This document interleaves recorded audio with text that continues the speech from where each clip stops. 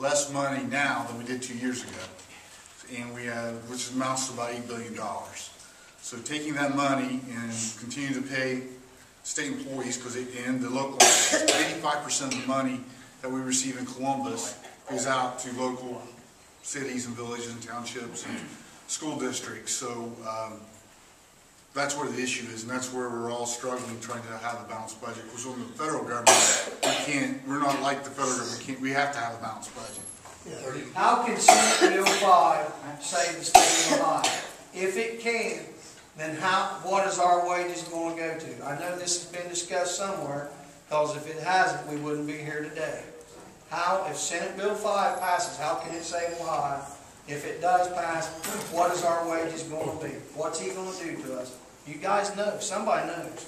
Somebody's got to know, or we wouldn't be having these meetings. Well, I'll answer myself and let David speak, but Senate Bill 5 is in the Senate. It's undergoing hearings like any other legislative process.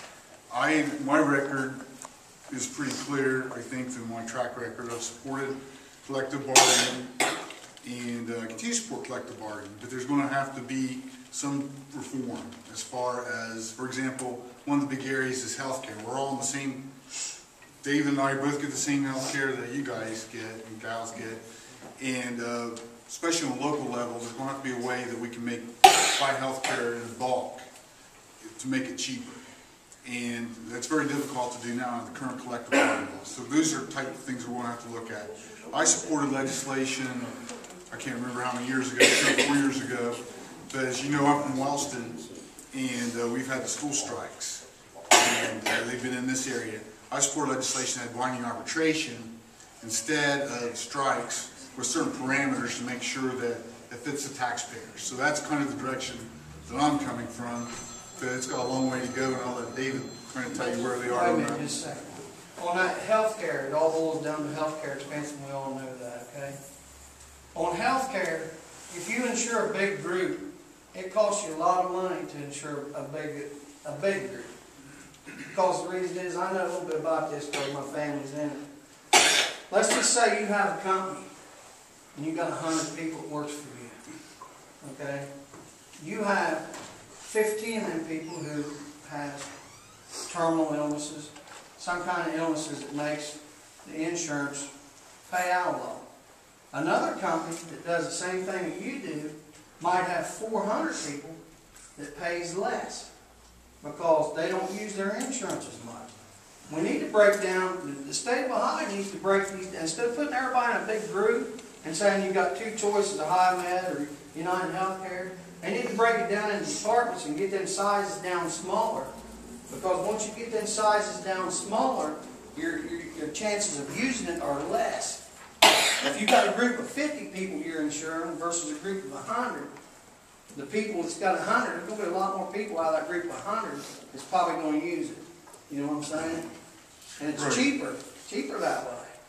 Well, I mean, I don't want to dispute you, but that's not what we hear from his former mayor. That hasn't been my experience, but, you know. Well, I want everybody to know I appreciate you being here today and coming out to talk about this issue. This is probably one of the very beginning of a lot of decisions that we're going to have to make coming up here in about the next 6 months. And a lot of them aren't going to be easy, and a lot of them aren't going to be pretty.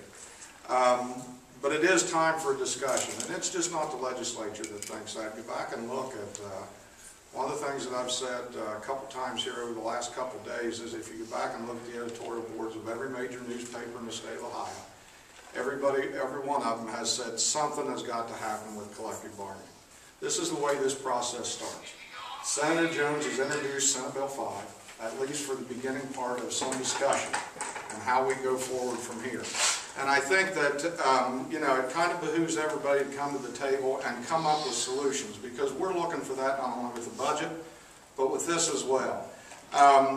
We're hearing from, you know, while we're hearing a lot of opposition, we're also hearing from people, Ohio Municipal League, County Commissioners Association, Ohio School Boards Association. There are a lot of people that say that we need to have some tools and to deal with some of these problems. I don't think anybody thinks that this is going to solve the state budget problem. I, for one, do not blame the state's budget problem on employees that we have decided that that we need. We decide that we need to have roads and we need to have them cleaned. We decide we need to have school teachers to teach our kids, and I, for one, don't blame them for the problems that we're in.